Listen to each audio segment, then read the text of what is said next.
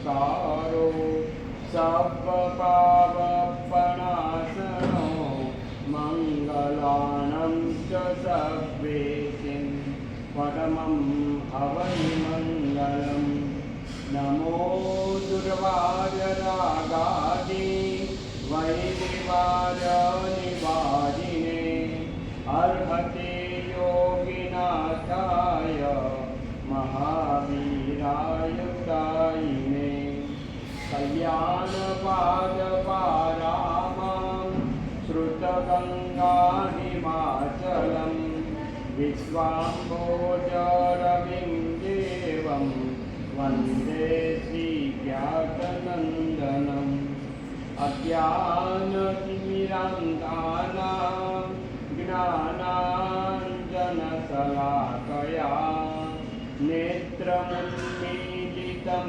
येन तस्मै श्रीगुरवे नमः। जय जगजीवजोनि म्रियाणो जगगुरु जगानन्दो जगन्नाथो जगबन्धो जय जगप्रियामहो भयवं जय सुयाणपभो तीर्थयराणम् अपच्छिमो जय जय गुरुलोकाणं जय महत्कामवीरो सद्बुद्धि सौभाग्यनिधानमेकं स्वर्गापवर्गास्वनिसार्थभाग विज्ञानसम्पत्तिनिधानमादौ श्रीबुद्धिकादौ विगुरुं नमामि श्रीबुद्धिकादौ विगुरुं नमामि।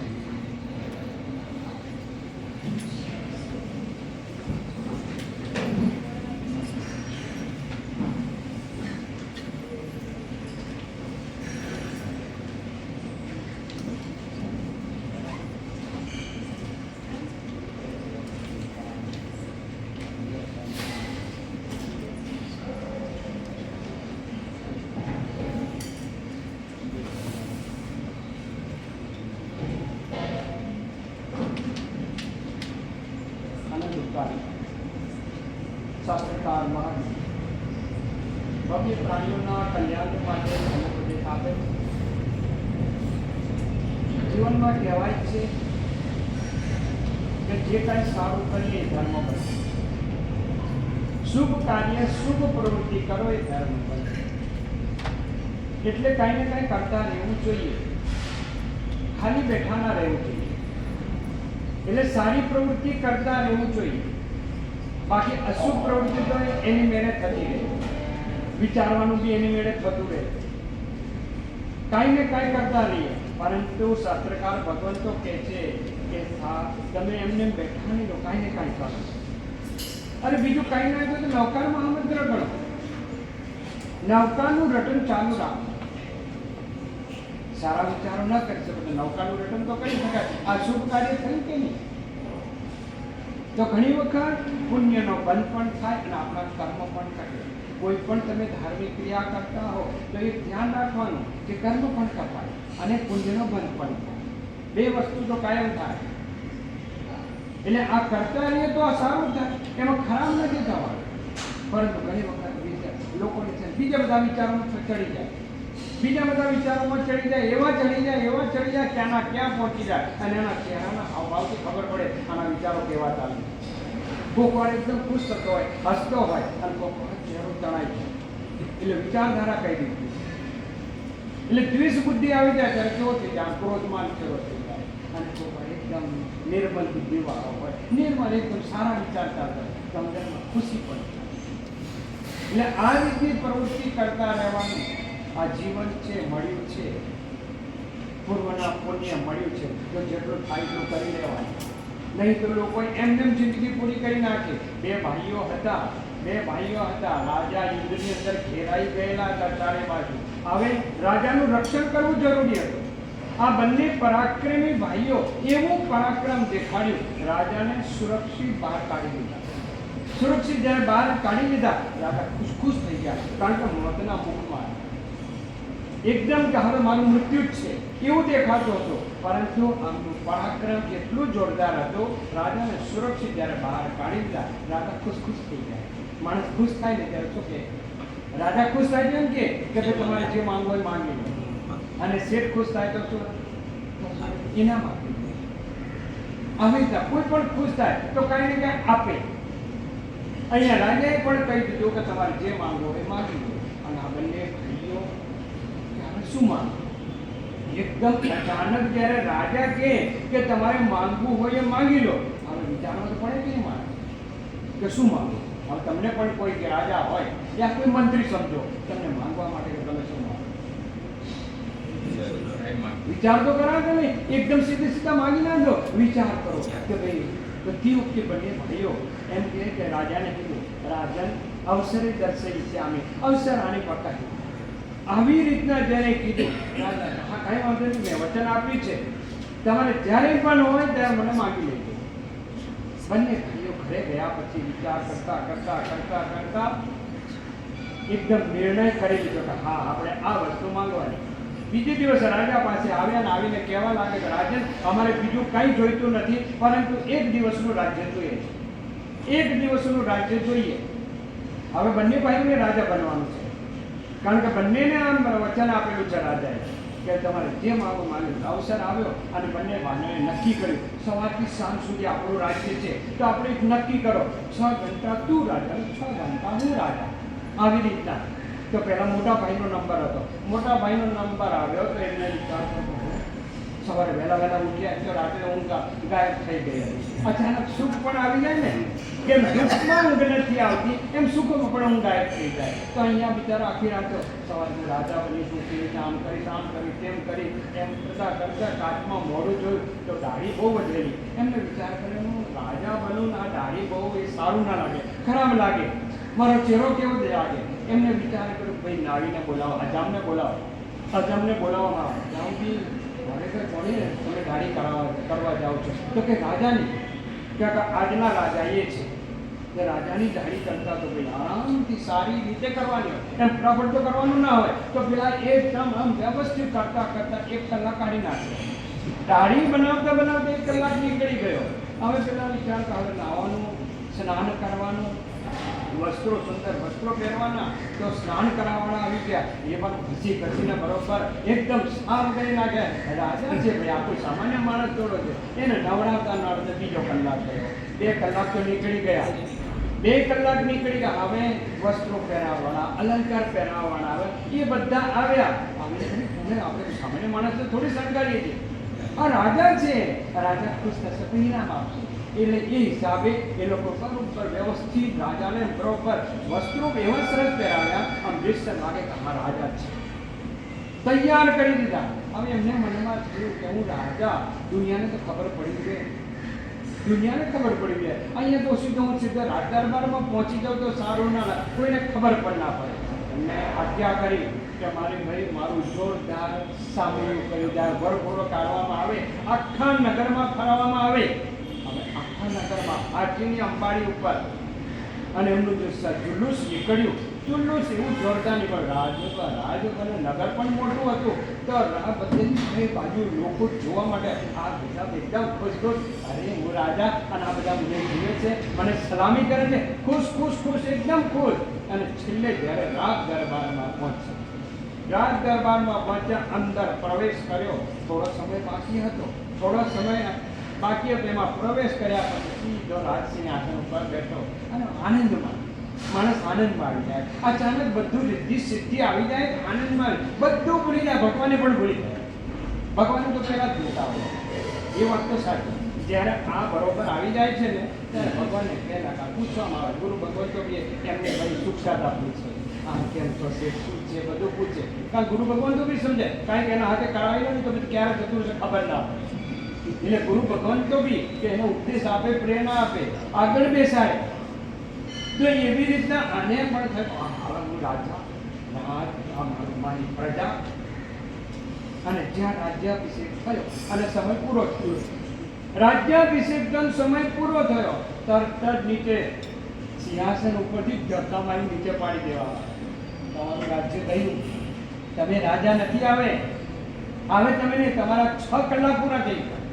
પેલો તો બિચારો એકદમ દેવલોકમાં હતો, ત્યાંથી સીધો મૃત્યુલોકમાં આવી ગયો અને એકદમ જમીન ઉપર આવી ગયો. જમીન ઉપર ત્યારે વિચારમાં પડે, ત્યારે માણસ વિચારે. માણસ જમીન ઉપર પડે ત્યારે વિચારે, બાકી વિચાર કરતો હતો. સપના તેના બહુ ઊંચા ઊંચા હોય. અહીંયા પણ એવી દશા ગઈ, અરે હું રાજા, આ મારી પ્રજા કોઈ નહીં. બધા હસવા લાગ્યા. અને હવે કોનો નંબર હતો? નાના ભાઈના ઘરે ગયા સીધા. અને પેલો તો કેટલો ઊંચ્યા. ક્યાંનો તો ખબર છે ને? અને બધાને ખબર છે ક્યાંનો હતો. તમને બધાને ખબર છે. આપણે સાંતાક્રુઝનો હતો. એટલો હોશિયાર, એટલો ચાલાક. એ તો બની ઠાનીને બેઠેલો હતો આરામથી. અને એને આજ્ઞા કરી, મારે નગરમાં મને ફરવાની જરૂર નથી, મને સીધા રાજ દરબારમાં લઈ જા. રાજ દરબારમાં લઈ જવામાં આવ્યા અને ત્યાં રાજસિંહાસન પર બેઠા, રાજ્યાભિષેક કરવામાં આવ્યો. હવે રાજા, આજના રાજા કોણ? 6 કલાકના રાજા કોણ? આ નાના ભાઈ. પેલા મોટા ભાઈને તો કોઈ સુક્ષતા પૂછવાનું નહીં રહ્યું, એની સામે જોવાનું કોઈ નહીં. બધું જાય ને ત્યારે કોઈ નથી પૂછતું.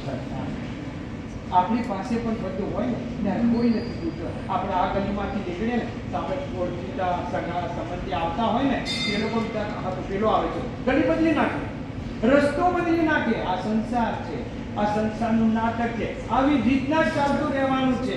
એટલા માટે કીધું કે આપણે કરી લેવાનું, આપણે હાથે જ કરી લેવાનું. હાથની સાથે એ આપણે હાથે કરીએ તો કોઈ દુઃખ ના થાય, અને ન કરીએ તો આ મોટા ભાઈની જેમ રડવું પડે. એને કોઈ સુખ શાંતિ પૂછવાનું નહીં. અને નાનો ભાઈ રાજા બન્યા પછી હુકમ કર્યો અને આજ્ઞાનું પાલન. કે પછી સેવકો તૈયાર, હાથ જોડીને તૈયાર, મંત્રીઓ પણ સામે હાથ જોડીને તૈયાર. એમને એટલું જ કીધું કે જેટલો બી ખજાનો છે એ મારા ઘરે પહોંચાડી દેવામાં આવે. જેટલો બી રાજ દરબાર અહીંયા રાજાનો ખજાનો છે એ બધો મારે ત્યાં પહોંચાડી દેવામાં આવે. અને બસ રાજાનું પાલન, રાજાની આજ્ઞાનું પાલન થયું, ખજાનો પહોંચાડી દીધો. અને એટલો હોશિયાર નીકળ્યો, એને એવું સરસ કાર્ય કર્યું.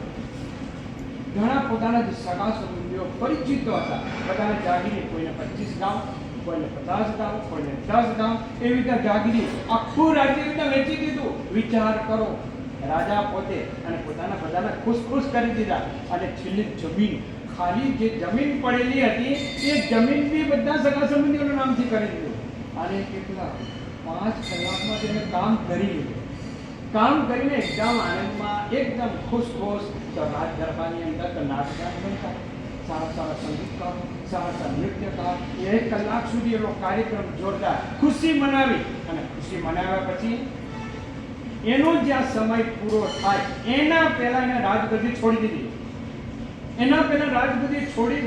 અને પછી જ્યાં સમય પૂરો થયો, ચૂપચાપ બધાની વચ્ચેથી બધા લોકો તાળી પાડીને એને તો જોરદાર કર્યું. આરામથી મસ્તી નીકળી.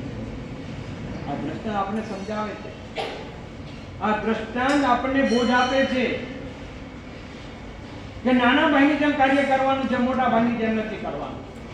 મોટો ભાઈ સુખ સુવિધામાં રહ્યો, એ રંગ રાગમાં રહ્યો કે હું રાજા કરતો રહ્યો અને રાજ ચાલ્યું ગયું. અને નાના ભાઈ હોશિયાર નીકળ્યા. એ બીજા આડા અંબરમાં કોઈ જગ્યાએ નહીં કે મારું સ્વાગત થાય, મારું જોડલું સ્વીકાર, કાંઈ નહીં.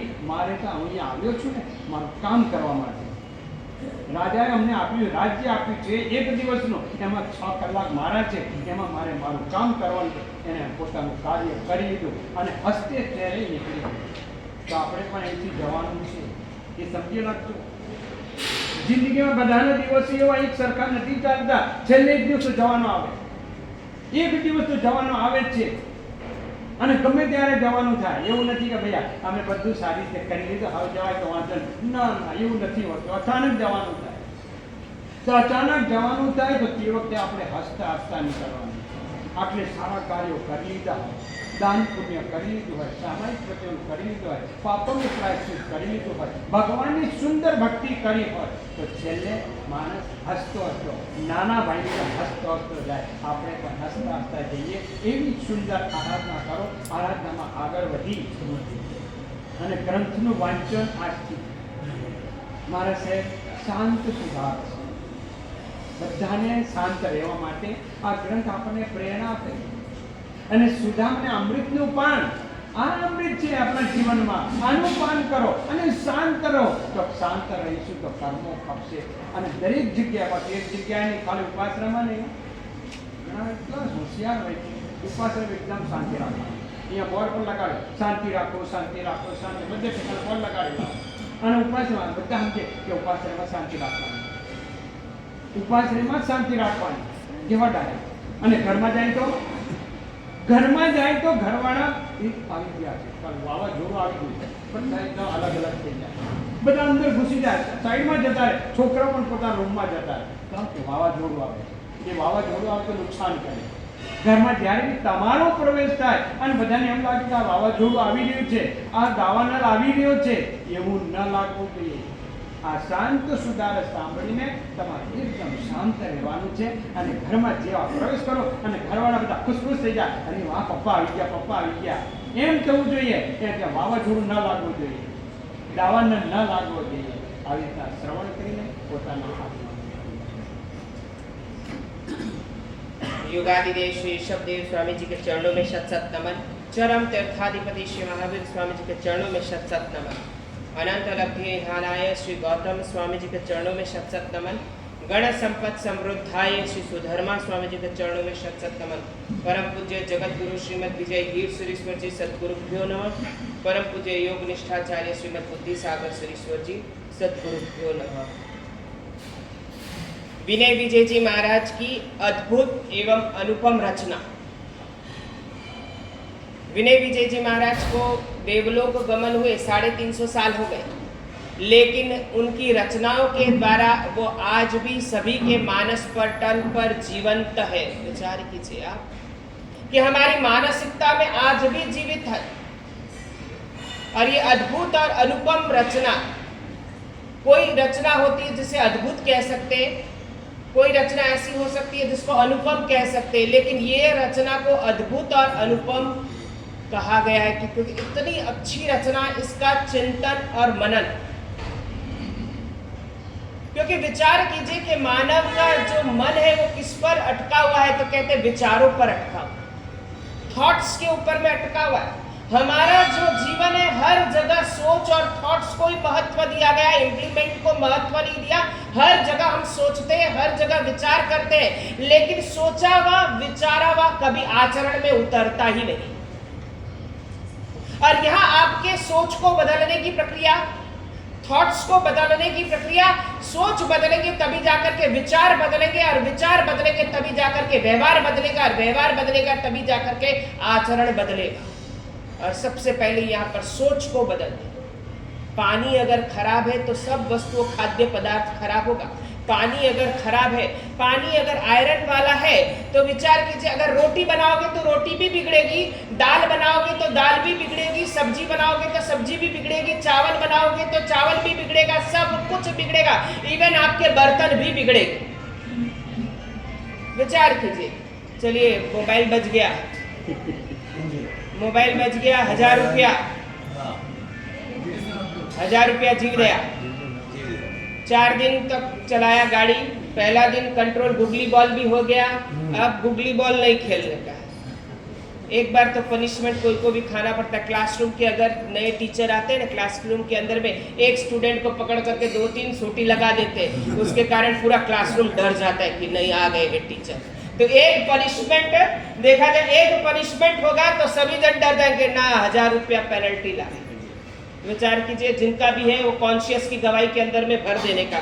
यहाँ पर देखा जाए अनुपम और अद्भुत रचना, ऐसी रचना आज तक नहीं हुई। और ग्रंथकार ने ग्रंथ की जब रचना की, और भद्रगुप्त सूरी जी महाराज के जीवन की घटना है उनका सबसे प्रिय ग्रंथ। दोबारा बजा, दोबारा पेनल्टी सेम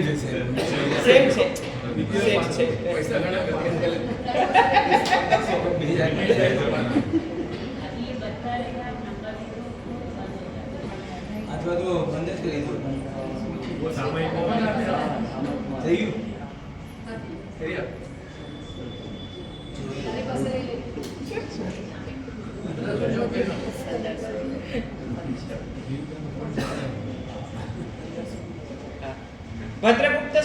महाराज का प्रिय ग्रंथ और उनके कार्यवाहक मुनिराज थे भद्रबाहु विजय जी।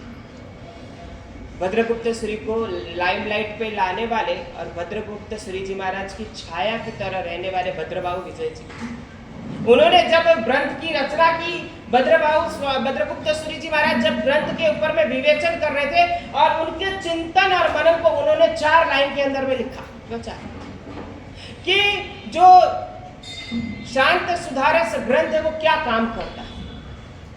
दवाई लेते हैं, दवाई क्या काम करती है उसका पहले इंग्रेडिएंट्स देखते हैं और क्या काम करती है वो सब कुछ देखते हैं कि ये दवाई लेने से ये बीमारी का इलाज हो सकेगा, सब कुछ जानते हैं। तो यहाँ पर उन्होंने रखा कि शांत सुधारस ग्रंथ का हम विवेचन कर रहे हैं, ये ग्रंथ की क्रीम क्या है, ये ग्रंथ का बेस क्या है।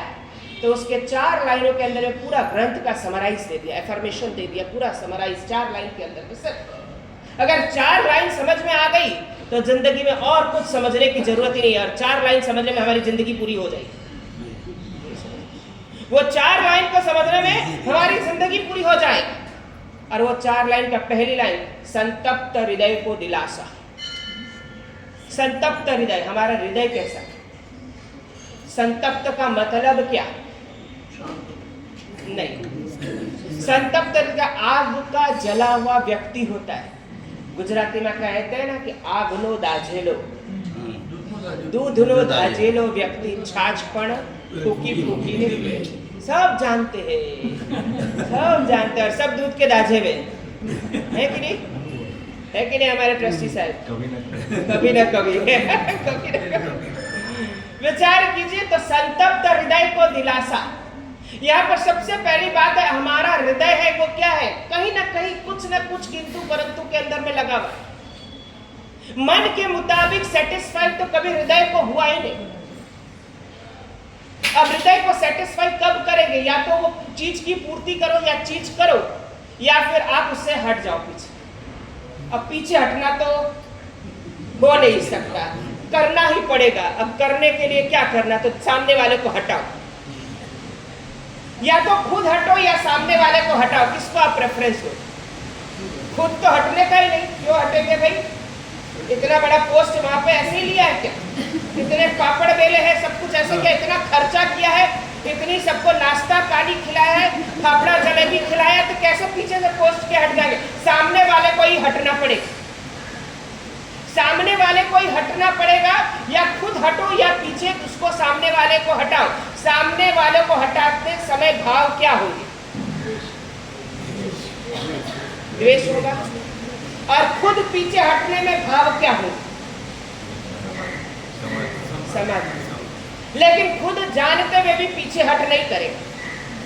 तो यहाँ पर कहते वो ग्रंथ पीछे हटने की प्रक्रिया, सबसे पहली प्रक्रिया वो पीछे हटने की प्रक्रिया। आप कैसे भी करके पीछे हटो, पीछे हटने के बाद के अंदर में गोल जल्दी अचीव होगा। विचार कीजिए, long jump, high jump, short jump के अंदर में वो विचार कीजिए एक स्टेप पीछे होकर के जंप लगाता है, तब वो गोल को अचीव कर सकता है। विचार कीजिए, शेर को देखा होगा आपने या बाघ को देखा होगा, एक कदम पीछे हटता है फिर वो लॉन्ग जंप पे जाता है। वैसे ही गुणस्थानक क्रमारोह के अंदर में जीवात्माएं एक क्रम पीछे हटती है और फिर लंबी छलांग लगाती है। गुणस्थानक क्रमारोह के अंतर्गत में व्यवहार की भाषा के अंदर में हम 5वें 6ठे गुणस्थानक के अंदर में आते हैं, 6ठे 7वें में आते हैं। लेकिन आपको आगे लॉन्ग जंप लगाना तो हमको एक बैकफुट होना पड़ेगा, तो सारी चीजें, और उसके अंतर्गत में बैकफुट होकर के लॉन्ग जंप हम लगा सकते हैं। ये सब कुछ शास्त्र के अंदर में बातें आती है, लेकिन व्यवहार में ये होता ही नहीं है।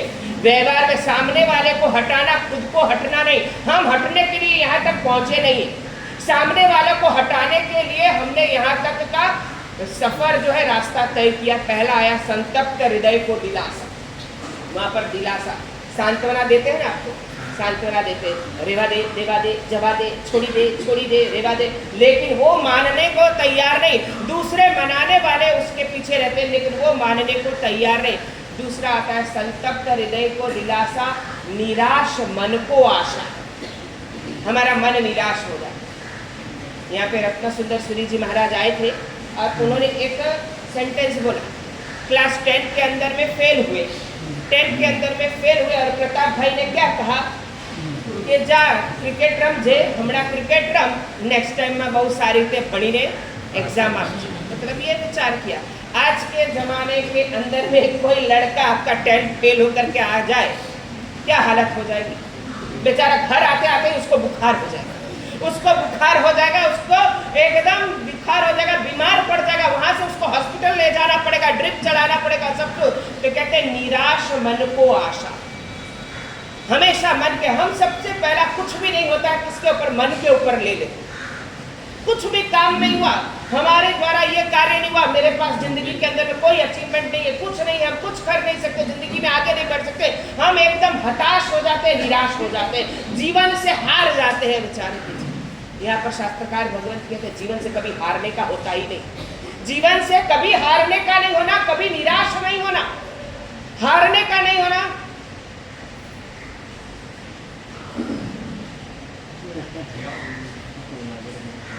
निराश नहीं होना, कभी हताश नहीं होना। जीवन के अंदर में आप निराश हो जाएंगे, हताश हो जाएंगे, फिर आगे बढ़ने के अंदर में मजा नहीं आएगा, आगे बढ़ा नहीं जाएगा।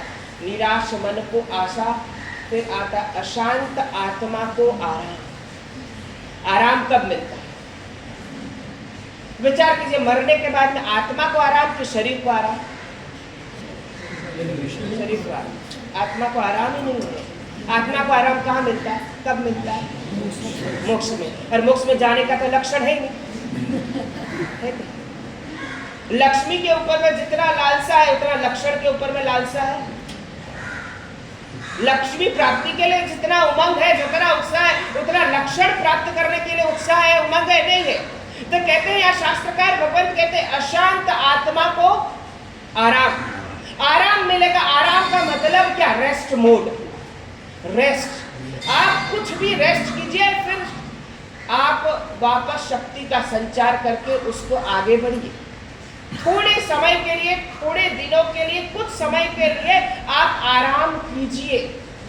और यह अशांत आत्मा, क्योंकि आत्मा ही अशांत होती है, क्योंकि शरीर को कुछ लेना देना नहीं है। शरीर को मालूम है कि उसको लग्जरियस में जाना है, शरीर के हिसाब से सब कुछ हो रहा है, लेकिन आत्मा आपकी अशांत हुई भी, और शरीर जलता है, मृत्यु होती है, तो शरीर छोड़ करके आत्मा ही जाती है। और आत्मा को जिस टाइम के शरीर जिस योनि का बंधा हुआ होगा, उसी योनि के अंदर में आत्मा को भी जाना पड़ेगा। विचार कीजिए, योनि का निर्माण कौन करता है, निर्णय कौन करता है? तो कहते हैं शरीर करता है। और जाना किसको पड़ता है?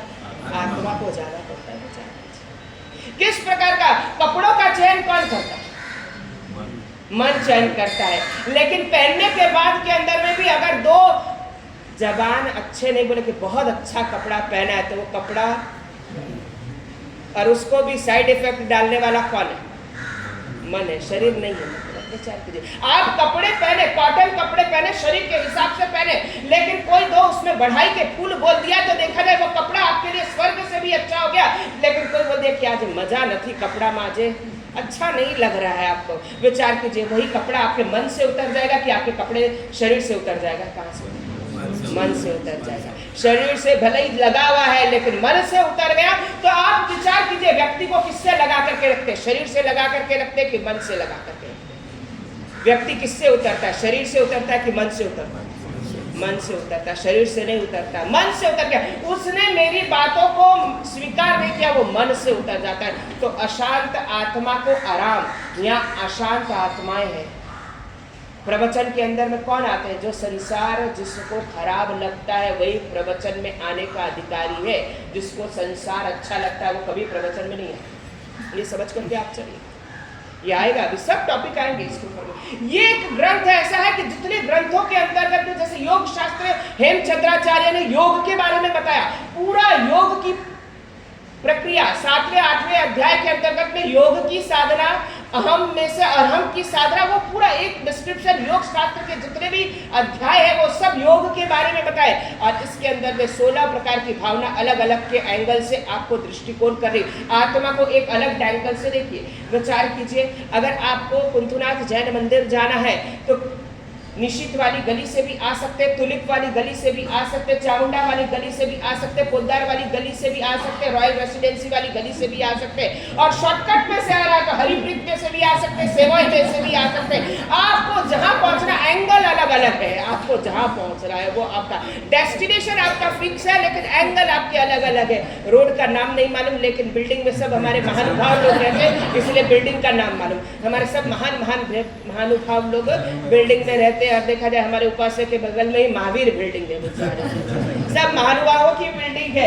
विचार कीजिए तो वहां पर आपको कैसे दिखाना, तो ये हर एंगल से आपको केंद्र बिंदु में रखता है। सेंटर ऑफ लाइफ के अंतर्गत में आपने जिसको भी रखा, केंद्र बिंदु के अंदर में आत्मा को रख करके आपको हर एंगल से, हर पॉइंट ऑफ व्यू से आपको ये ग्रंथ दर्शाता है कि आप जीवन में आए तो जीवन में कैसे कैसे आपको परेशानियां आती है, किस प्रकार की परेशानियां आती है, और किस प्रकार की परेशानियों से हम पीछे हट कर सकते हैं, कैसी कैसी परेशानियों के अंतर्गत में हम आगे उससे हट सकते हैं। ये सब कुछ दर्शाने का सिर्फ अभूतपूर्व रचना के अंतर्गत में आज तक के 2500 साल के इतिहास के अंदर में ऐसी रचना नहीं हुई है। विचार रचना नहीं है। कोई रचना है श्रृंगार रस के ऊपर में, कोई रचना है वीर रस के ऊपर में, कोई रचना अलग रस के ऊपर में। ये सभी रसों का मूल है, सभी रस है इसके अंतर्गत में। विचार कीजिए, सभी रस है।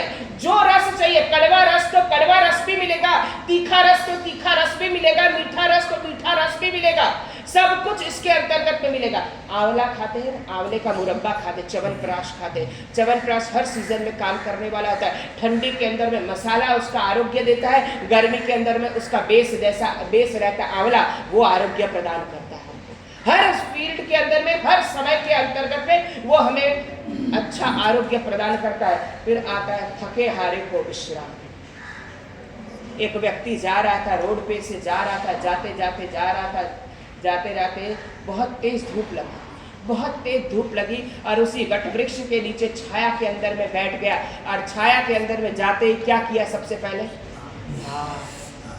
होता है ना, होता है।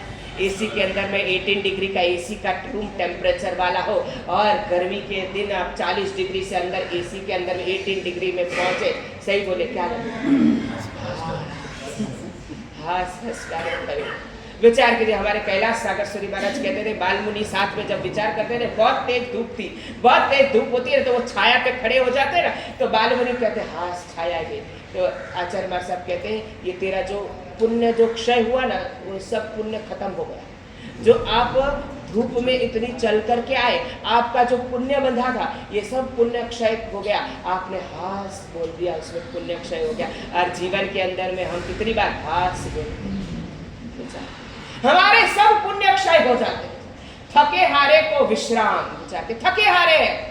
सही में बोलिए, आपको कभी ऐसा नहीं होता है बार बार जन्म और मरण की प्रक्रिया, बार बार जन्म और मरण की प्रक्रिया, कभी थकान की अनुभूति होती है, ट्रेन के धक्के खाते थकान लगती है, गाड़ी में जर्नी में जाते थकान लगती है, बहुत ज्यादा चल लेते तो थकान लगती है। लोगों को नी रिप्लेसमेंट कहते हैं कि डॉक्टर कहता है या बहुत ज्यादा चल लिया इसलिए घसारा हो गया, या फिर चला नहीं है इसलिए घसारा हो गया। दोनों में घसारा तो आएगी, आप क्या करोगे? दोनों में घसारा था, चलो नहीं तो भी मुश्किल, चलो तो भी मुश्किल, क्या करोगे आप? क्या करोगे? डॉक्टरों की कमाई का साधन है, उसके अंतर्गत में कुछ भी नहीं बोल सकते। लेकिन यहाँ पर शास्त्रकार भगवान कहते थके हारे को विश्राम। आपको एक क्षण मानव भाव किसके लिए मिला? विश्रांति के लिए मिला। स्टेशन में जाते हैं, स्टेशन के अंतर्गत में रुकते 1 मिनट 5 मिनट 10 मिनट बाहर टहलते कि शायद ट्रेन में बेसी बेसी ने कंटाली गया है, पाँव जकड़ गए हैं, सब कुछ। इसलिए स्टेशन के अंदर में पहले के जमाने के अंदर में तो इंजन चेंज होता था, कम से कम 20 मिनट का स्टेशन पे आपका ठहराव होता था। आजकल तो 20 मिनट में 10 मिनट के अंदर में इंजन भी चेंज होता है, सब कुछ हो जाता है, तुरंत गाड़ी अगर निकल जाती है। और उस समय के अंदर में 20 मिनट, तो 20 मिनट के अंदर में पूरा प्लेटफॉर्म का चक्कर मार लिया जाता था, सब कुछ कर लिया जाता था कि पग छूटा थी जाए। तो संसार के अंदर में भी आपको ये मानव भव मिला, और ये मानव भव क्या मिला? किसके लिए मिला? कि आपको संसार में से आराम करने के लिए मिला। जितना जन्म और मरण की प्रक्रिया के अंदर में, इतनी दुखदायी प्रक्रिया के अंदर में आपको आराम करने का टाइम कब मिलता है? सही बोलिए डॉक्टर साहब, अगर दिन के अंदर में 8 घंटा अगर व्यक्ति आराम नहीं करे तो व्यक्तियों को गोलियों के द्वारा आराम कराया जाता है कि नहीं कराया जाता? नहीं तो आप क्या बोलते हैं कि साइको हो जाएगा, इसको नींद दो, दिमाग खराब हो जाएगा। विचार कीजिए, यहाँ शास्त्रकार भगवंत कहते हैं गोली नहीं प्रवचन दो, ये शांत सुधारस का पान कराओ, उसका दिमाग अच्छा हो जाएगा। शरीर अच्छा होगा कि नहीं होगा, लेकिन दिमाग अच्छा होगा तो शरीर ऑलरेडी अच्छा हो जाएगा। लेकिन हम शरीर को अच्छा रखने के लिए दवाई खाते हैं, लेकिन दिमाग को अच्छा रखने के लिए हम दवाई खाते ही नहीं है। आप जितनी भी दवाइयाँ लेते क्या करते हैं? शरीर को बैलेंस करने के लिए कि दिमाग को बैलेंस करने?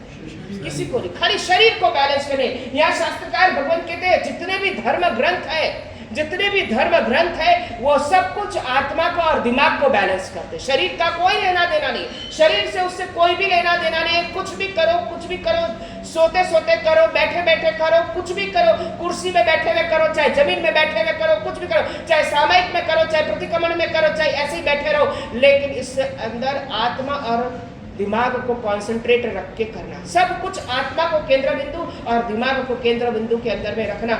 ये ग्रंथ का परिचय, ये ग्रंथ की प्रारंभिक स्थिति, ये ग्रंथ के अंदर में ये प्रीफेस है। सब कुछ कल से ग्रंथ का प्रारंभ होगा, ये प्रीफेस है।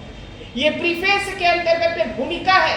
भूमिका जितनी अच्छी होगी उतनी अच्छी इमारत बनेगी। अगर भूमिका के अंदर में आपका कुछ गलत हो गया तो इमारत को नुकसान उठाना पड़ेगा। विचार कीजिए, भूमिका का कोई रोल नहीं। अगर भूमिका के अंदर में आपने गलत वस्तु डाल दी है और उसका भोगना किसको पड़ेगा? तो कहते बिल्डिंग को भोगना पड़ेगा। उसके अंदर में भूमिका कुछ भी नहीं आएगी, उसको बिल्डिंग को भोगना पड़ेगा। अब उसके अंतर्गत में क्या है तो कहते हैं ये भ्रमणा है। ये लाइफ क्या है? आपकी भ्रमणा है, इमेजिनेशन, बाकी कुछ नहीं है लाइफ। हमने कभी भी रियलिटी को समझने का बात ही नहीं, हमने वास्तविकता को समझने का प्रयास नहीं किया। और ये जीवन है जो वास्तविकता है, रियलिटी वाला जीवन है। एक नेगेटिव है और एक पॉजिटिव है और एक रियलिटी। विचार कीजिए, वास्तविकता क्या है वो आपको स्वीकार करना पड़ेगा। पीलिए वाले पेशेंट को, जॉन्डिस पेशेंट को सब कुछ पीला पीला दिखता है, तो क्या पीला पीला दिखता है तो क्या सोना हो जाता है? नहीं, वो उसकी भ्रमणा है, क्योंकि उसके दिमाग के अंदर में, उसके आंखों के अंदर में पिलाश आ गई है। उसको सब वस्तु पीली पीली दिखती है और पीली पीली दिखने के बाद में everything yellow is not gold, मतलब जो पीली वस्तु दिखती है वो सोना नहीं होता। और हमको जो चीज दिखती है वो सब कुछ अच्छा नहीं होता। ये सब स्वीकार करके अच्छा, जो चीज हमको दिखती है वो अच्छा नहीं होता। आपको वास्तविकता के अंदर में जाना पड़ेगा। हमने आज तक देखा जाए संसार को क्या मान करके चले? संसार को एक नगर माना, संसार को एक भवन माना, संसार को एक घर माना। और यह शास्त्रकार भगवंत कहते संसार ये सब कुछ भी नहीं है। संसार एक भयंकर जंगल, संसार है क्या है? भयंकर वन है। और वन के अंदर में देखा जाए क्या होता है, जंगल में क्या होता है? आप जंगल सफारी करने के लिए जाते, गिर के जंगल सफारी करने के लिए जाते हैं, कान्हा जंगल फॉरेस्ट के अंदर में जाते हैं, पन्ना टाइगर रिजर्व के अंदर में देखने के लिए जाते हैं, सब कुछ देखने के लिए जाते हैं। किस लिए जाते हैं? जानवरों को देखने के लिए जाते हैं। और जानवरों के बीच में रहते तो भी जानवर का महत्व नहीं जानते। और जानवरों को देखने के लिए जाते हैं, जंगल को देखने के लिए जाते हैं, हिल स्टेशन को देखने के लिए जाते हैं, सब कुछ करने के लिए जाते हैं। और वहां पर क्या देखते हैं? और यहाँ पर शास्त्रकार भगवंत कहते हैं कि आपको 5 प्रकार के आश्रमों के द्वारा देखा जाए हमेशा बारिश हो रही है। जंगल में क्या होता है? अफ्रीका के जंगल में इक्वेटर के अंदर में ऐसा आता है कि सूरज की किरणें जमीन को टच नहीं होती। पहले आज से 30 साल 40 साल पहले आसाम के अंदर में भी ऐसा ही था कि सूर्य की किरणें आसाम के जमीन को टच नहीं कर सकती। इतना बड़ा घना जंगल था।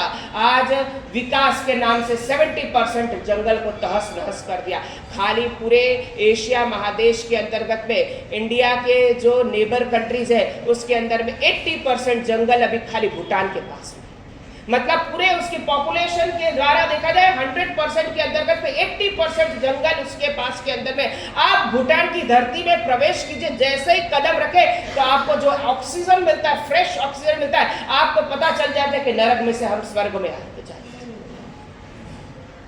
आपको रियलिटी होती है, वास्तविकता होती है, आपको फील होती है, अनुभूति होती है। जिस किसी का भी वो मान्यता का देश होगा, लेकिन आप जैसे ही कदम इंडिया में से आप भूटान के अंदर में जाइए, एक कदम का फासला यहाँ से लेकर के आप नीचे उतरिए, उतना का भी फासला नहीं, और उतनी फासले के अंदर में हवा बदली हुई, आदमी बदले हुए, आदमी के व्यवहार बदले हुए, हवा का व्यवहार बदला हुआ, हवा के अंदर में मिठास बदली हुई, हवा के अंदर में सुगंध बदली हुई, हवा के अंदर में गर्माहट और ठंडी की अनुभूति अलग।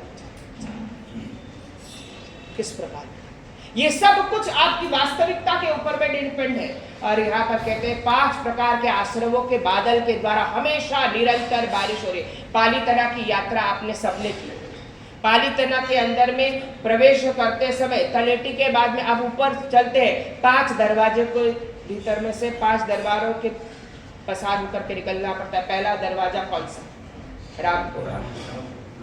और दूसरा दरवाजा कौन सा? सगालपुर। सगालपुर को भूल जाते हैं। सगालपुर नहीं होता तो हमारी एंट्री भी बंद हो सकती है। विचार कीजिए, सगालपुर से मेन एंट्री चालू होती है, रामपोल से तो फ्रंट की एंट्री चालू होती है, बैकडोर से तो देखा जाए घेटी की पोल से तो देखा जाए घेटी की एंट्री चालू होती है, लेकिन सगालपुर से तो आपको सबको ही एंट्री चालू करती है। पहला आता है रामपोल, दूसरा सगालपुर, तीसरा वाघड़पोल, चौथा हाथीपोल और 5वां रतनपोल। ये एक एक पोल में से प्रवेश करने के लिए एक एक मिथ्यात्व आपके चले। मिथ्यात्व, अविरति, प्रमाद, कषाय और युग, ये 5 प्रकार के आश्रमों के द्वार हैं। ये 5 प्रकार के आश्रमों के द्वार है जो निरंतर बारिश में भिगो रहे आपको।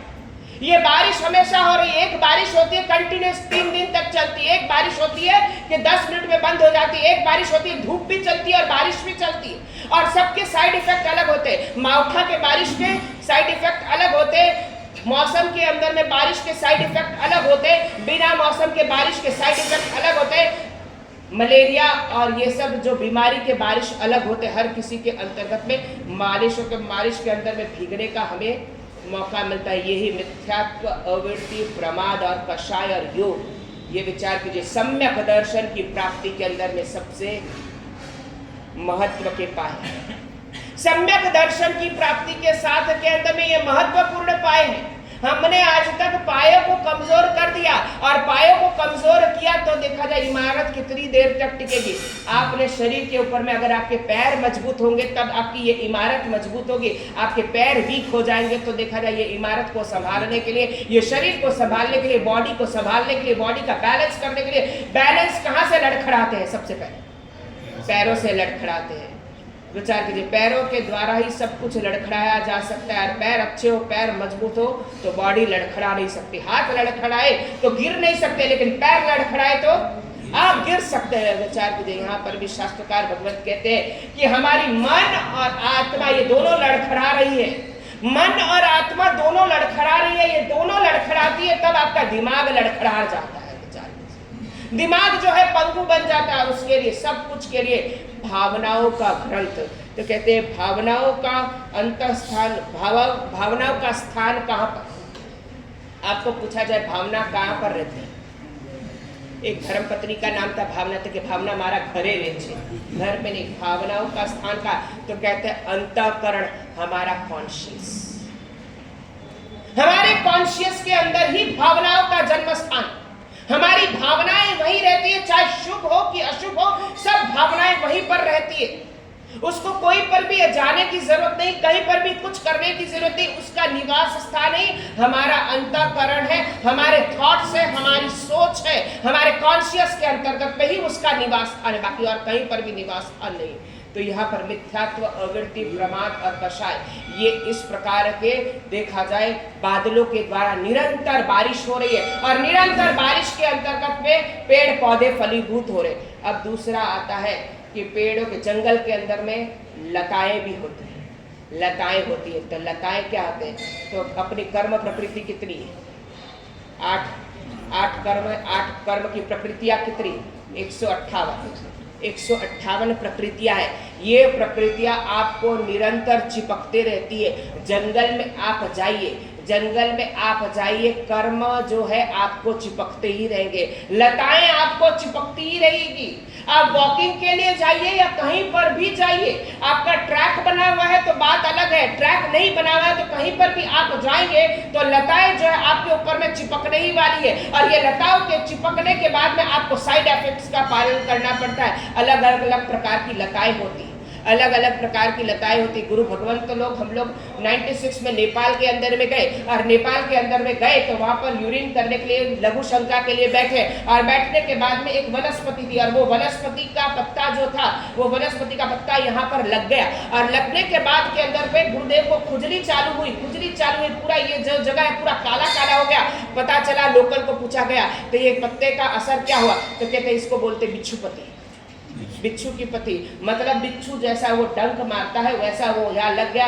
ये आपको और कुछ नहीं, यहाँ पर गोबर लगाया गया, गोबर लगाने के बाद में विदिन सेकंड 1 घंटे के अंदर में वो ठीक हो गया। इस प्रकार की वनस्पति, जो चोर चोरी करते इस प्रकार की वनस्पतियों को घसोटते हैं, घसोटने के बाद में उसको सुखा करके पाउडर और पेपर में रख करके फूंक मारते, वो आपके ऊपर में गिरता है और आप खुजलाने में व्यस्त रहते हैं, वो चोरी करने में व्यस्त रहते हैं।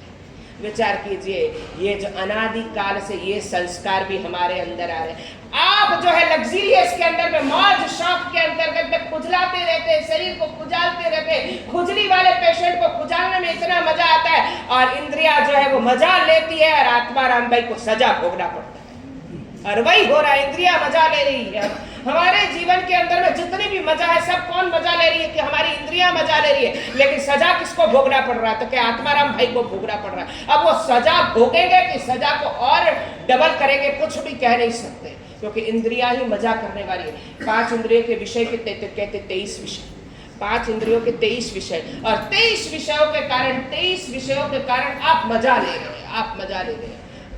कि टच भी कैसा होना चाहिए, सॉफ्ट टच होना चाहिए, खदबतला नहीं होना चाहिए, रफ नहीं होना चाहिए, सॉफ्ट होना चाहिए, सॉफ्ट होना चाहिए, नरम होना चाहिए, मीठा होना चाहिए, अच्छा होना चाहिए, सुगंधित होना चाहिए। ऐसे अलग अलग प्रकार के 23 विषय है बच्चा। 23 विषय के कारण किसको मजा आ रही है, ओनली शरीर को मजा, आत्मा को इसमें कोई लेना देना नहीं, कुछ भी नहीं, शरीर को मजा कर रहा है। और शरीर जब तक मजा करती है, और भोगना किसको पड़ता है, मजा की सजा किसको, तो कहते हैं आत्मा को भोगना पड़ता है। आप जितनी मजा शरीर के लिए कर रहे हैं, विचार कीजिए आने वाले भाव के अंतर्गत में ये मजा की सजा सिर्फ आत्मा रानी। शरीर होगा कि नहीं होगा कोई गारंटी नहीं, शरीर होगा कि नहीं होगा कोई गारंटी नहीं। शरीर तो ये शरीर, ये रिश्ते नाते कब तक के, ये भाव भी नहीं। आंख खुली है तब तक, आंख बंद करने के बाद में कोई नहीं, कोई होता है, कोई है। अगर आंख बंद करने के बाद अगर शरीर से लगा हो तो चिता में साथ में जलने का कि नहीं जलने का, विचार कीजिए। लगाव है, किसी को कुछ नहीं है। विचार कीजिए, आंख खुली है तब तक सब अपना, आंख बंद कराया तुरंत कट ऑफ हो जाता है। विचार सब चीजों से कट ऑफ हो जाता है। विचार कीजिए, कोई मृत्यु होती है, मृत्यु के बाद में आप फोन करते हैं, फोन करके क्या बोलते हैं, कभी निकालने वाले, उनकी बॉडी क्या है, बॉडी मतलब नाम भी खत्म हो जाता है। सबसे पहला डिसॉल्वमेंट किसका होता है, नाम का होता है। काम का डिसॉल्वमेंट होगा कि नहीं होगा, काम का तो कोर्ट में जाना पड़ेगा, लिखा पढ़ी करनी पड़ेगी, पावर ऑफ अटॉर्नी देना पड़ेगा, अगर बिल बना करके नहीं गए तो मुश्किल होगी, सब कुछ होता है। लेकिन सबका सबसे पहले सरेंडर पॉइंट ऑफ व्यू किसका होता है, तो कहते हैं नाम का। और दीक्षा में सबसे पहले सरेंडर पॉइंट ऑफ व्यू किसका होता है, तो कहते हैं नाम का। हर जगह के अंदर में नाम का सरेंडर होता है, सबसे पहले नाम हो जाता है। रजोहरण मिलने के बाद में नाम सरेंडर हो जाता है, लेकिन नाम की स्थापना बाद में होती है, और उस समय अनामी होते। और अंतिम अवस्था में किस में ले जाया जाता है, ननामी में ले जाया जाता है। आप वहां अनामी होते और ननामी में ले जाया जाता है, ये दोनों एक साथ में। वहां पर भी नाम नहीं होता है, और वहां पर भी नाम होने के बाद भी कुछ काम नहीं। हमारी परिस्थिति ऐसी, वहां पर 158 प्रकृतियां, विचार कीजिए 8 कर्म की 158 प्रकृतियां, ये हमेशा आपको चिपकती है निकलती है, चिपकती है निकलती है, लेकिन चिपकने और निकलने के बाद के अंदर में साइड इफेक्ट छोड़ करके चली जाती है। विचार कीजिए, आजकल के नॉलेज के अंदर में बहुत बार आता है कि व्हेल की मछली या डॉल्फिन की मछली किनारे आ गई, क्योंकि भयंकर समुद्री जीवों ने उस पर अटैक कर दिया, और समुद्री कीड़ों के कारण वो श्वास न ले सकी, वहां पर किनारे आ गई। और किनारे आने के बाद में डॉक्टर्स रहते हैं, उसको रिमूव करके वापस समुद्र में फेंक देते। तो विचार कीजिए, आप सब भी उपासना के अंदर आते हैं तो कोई ना कोई जीव ने अटैक किया है, तभी जाकर के यहाँ पर आते हैं। यहाँ आने के बाद में भगवान के प्रवचन के द्वारा वो सब रिमूव किया जाता है। फिर रिमूव होने के बाद में 1 घंटे के बाद में वापस आप संसार की तरफ चले जाते हैं कि साहब हम लोग रिमूव हो गए हैं, सब कुछ हट गया है, एकदम अच्छे हो गए। वापस 1 घंटा बजा, एक सामयिक हुआ कि नहीं हुआ, या हमारे साहब का प्रवचन चल रहा है कि नहीं चल रहा, 11:15 का टाइम दिया है कि अगर 10 मिनट में, तो बस हम साहब अब जाते हैं, अब हो गया, सब हट गया, सब अच्छा हो गया, एकदम अच्छा हो गया है। विचार कीजिए कि यहाँ से हम निकलते, हमारी परिस्थिति ऐसी। ये सब कुछ भगवान ने प्रवचन क्यों दिया? प्रश्न आया, विनय विजय जी महाराज साहब ने प्रश्न किया। कभी कभी ऐसा लगता है विनय विजय जी महाराज साहब 350 साल पहले हो गए, लेकिन प्रश्न आज के जमाने के हिसाब से वो खुद स्वयं प्रश्न करते और स्वयं जवाब पूछते और जवाब देते। उनको मन के अंदर में विचार आया कि आज के जमाने के हिसाब से मानसिकता कैसी हो सकती है। 350 साल पहले उन्होंने उस प्रकार की मानसिकता रखी कि आने वाली प्रजा, आने वाले लोग इस प्रकार की मानसिकता वाले होंगे। उन्होंने कभी ऐसा नहीं विचार किया कि लोग स्टीरियोटाइप होंगे, मैंने घिसी पिटी बातों को दिमाग में लेकर के चलेंगे, वैसा कुछ भी कहना नहीं। उन्होंने कहा कि नहीं, ये आदमी का स्वभाव है, उसको किसी भी प्रकार की शंकाएं हो सकती है, आदमी का स्वभाव है, कुछ ही प्रकार की भी शंका हो सकती है। और उन्होंने उस जमाने के अंदर में शंका का समाधान किया और वहां पर कहा कि उन्होंने, भगवान ने प्रवचन किस लिए दिया, और उसके लिए एक शब्द आता है, लोक हिताय प्रवर्तयामास। लोक जनों के हित के लिए, लोगों के हित के लिए भगवान ने उपदेश दिया। भगवान ने कभी स्वयं के हित के लिए कभी उपदेश नहीं दिया, स्वयं के लिए कभी उपदेश नहीं दिया। और भगवान को एक विशेषण लगता है, कौन सा विशेषण? परम कारुणिक। और ऐसा सिर्फ एक आचार्य भगवंत के ऊपर में लगता है। सिर्फ ये विशेषण परमात्मा के बाद के अंदर में एक ही आचार्य भगवंत के ऊपर में लगता है। बता सकते कौन से आचार्य भगवंत?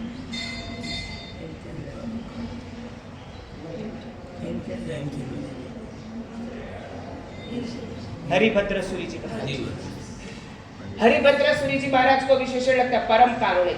कहते उदयपुर में जब भी आते थे, उनके एक श्रावक थे, ललितांग श्रावक, वो ढिंडोरा पिटवाते थे कि कोई भी गरीब हो, कोई भी व्यक्ति हो, वो यहाँ पर हमारे भोजनशाला के अंदर में सवेरे से शाम तक के आकर के खा सकता है। अगर मेरे गुरु भगवंत गोचरी के लिए निकले और कोई अगर भिखारी दिख जाए, कोई ये ऐसा पुरुष दिख जाए, उनकी गोचरी बिगड़ जाती थी। इतनी करुणा वाले थे।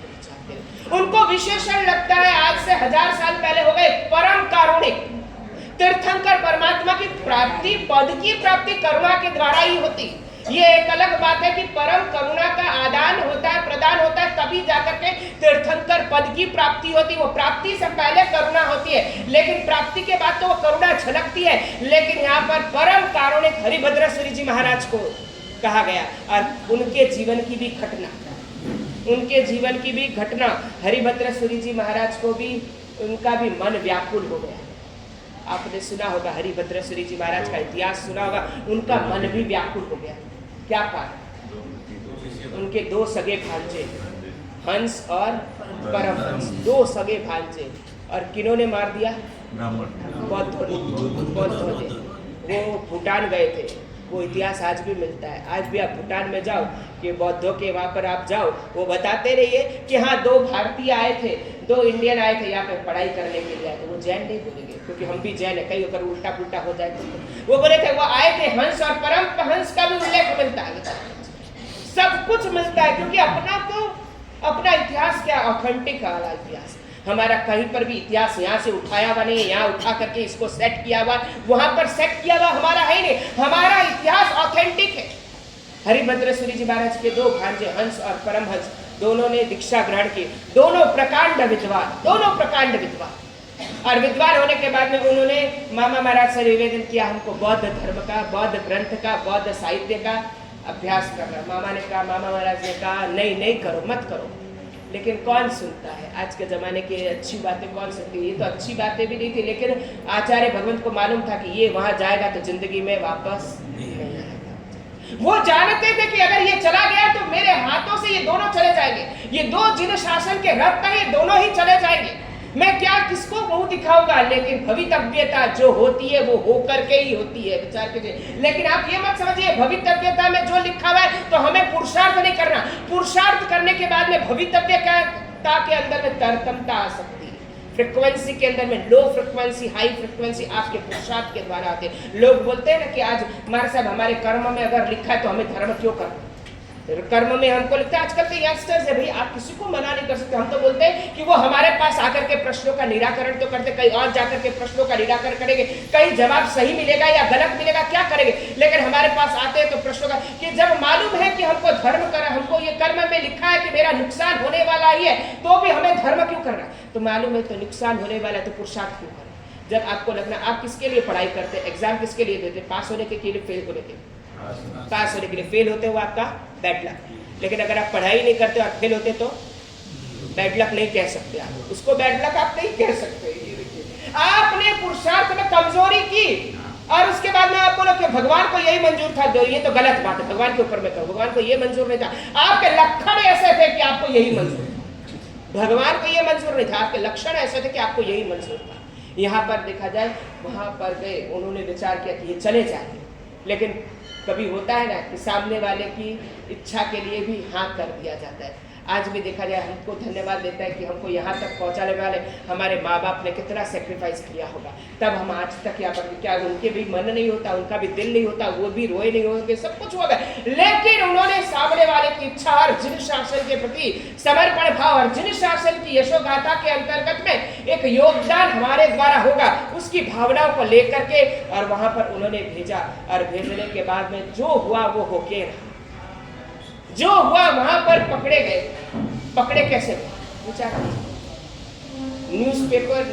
पेपर्स पकड़े गए, होता है ना कापली, जिन्हें कहिए कापली, पेपर्स पकड़े गए। पेपर्स के अंदर में जो वो बौद्ध ग्रंथ सिखाते, बौद्ध धर्म ग्रंथ के अंदर में बात आती थी, और यहाँ दो लोगों को यहाँ पे खंडन करते थे, यहाँ पर इसकी पुष्टि होती थी, यहाँ ये खंडित करते थे, यहाँ पुष्टि करते थे। ये कागज वहां के मास्टर को हाथ में लग गया। हाथ में लगने के बाद में पता चला कि उनको कि यहाँ लगता है कि जैन छात्र पढ़ रहे, अज्ञात वेश के अंदर में कोई जैन छात्र पढ़ रहे, तो क्या किया जाए। तो उन्होंने परीक्षा करने के सीढ़ी के ऊपर में प्रतिमा अंकित कर दी कि अगर जैन का लड़का होगा वो इस पर पाँव रख करके नहीं जाएगा, और नॉन जैन होगा वो पाँव रख करके चला जाएगा। अब यहाँ पर जा रहे हैं, अब जाते जाते पता चल गया कि सीढ़ी पे भगवान अंकित है, तो उन्होंने चौक या चूना हाथ में था, उन्होंने जनेऊ बना दी और पाँव रख के चले गए बेचारे। ये एक परीक्षा के अंदर में वो लोग निकल गए। अब विचार किया कि यहाँ रहना खतरे से खाली नहीं, यहाँ रहना उचित नहीं है, खतरे से खाली नहीं है। दूसरी परीक्षा हुई कि घर के अंदर में, जिस हॉस्टल के अंदर में थे, वहां सवेरे बम फोड़ा गया, मटकों का आवाज किया गया। मटकों का आवाज होगा तो जो जिस धर्म का अनुयायी होगा उस धर्म का गुरुओं का नाम लेगा, या नौकार का होगा तो नौकार लेगा, बुद्ध होगा तो धम्मम शरणम पवज्जामि लेगा, वैसा लेगा। वहां पर नमो अर्यंताणम उनके मुख से निकल गया, और वो निकलने के बाद के अंदर पता चल गया कि अब वो उन्होंने विचार किया कि अब यहाँ रहना ठीक नहीं है, और वहां से भागे। और भागने के बाद में पीछे सैनिक पड़े, और सैनिक पढ़ते पढ़ते एक को तो रास्ते में ही खत्म कर दिया, और दूसरे ने आचार्य भगवंत के चरण में रह करके वहां पर इतना थक गया था, वहीं उसके प्राण पखेरु उड़ गए। अरे आचार्य भगवंत वहां पर हताश, निराश, एकदम आशा छोड़ दिया, और उनके अंदर में क्या हुआ, घृणा, द्वेष, ईर्ष्या की अग्नि पैदा हुई। और उस समय के अंतर्गत में अगर कोई संभालने वाला नहीं होता है ना, तो व्यक्ति जला जा सकता है। इसीलिए कहते हैं ना, हम किसी को बढ़ा ना सके तो किसी को गिराने का भी हमारे को अधिकार नहीं होना चाहिए।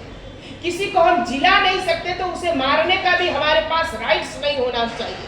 हम किसी को उत्तर विकास के अंदर आगे नहीं बढ़ा सकते तो हमको उनको डाउनफॉल में भी जाने का हमारे पास में अधिकार नहीं होना चाहिए। और वहां वो बेचारे सब हार गए, एकदम जीवन निराश हो जाता है। किसी के भी संसार के अंदर में इतने दो प्रिय वस्तु होती है, दो बच्चे होते हैं, और दोनों ही बच्चे कोई एक्सीडेंट में, किस एक्सीडेंट के अंदर में चले जाते हैं। विचार कीजिए कि उस समय स्थिति कैसी होती है, बहुत भयंकर स्थिति होती है। कोई धर्म ग्रंथ काम नहीं आते, कोई साधु भगवत काम नहीं आते, कोई भगवान का उपदेश काम नहीं लगता, कुछ भी काम नहीं लगता।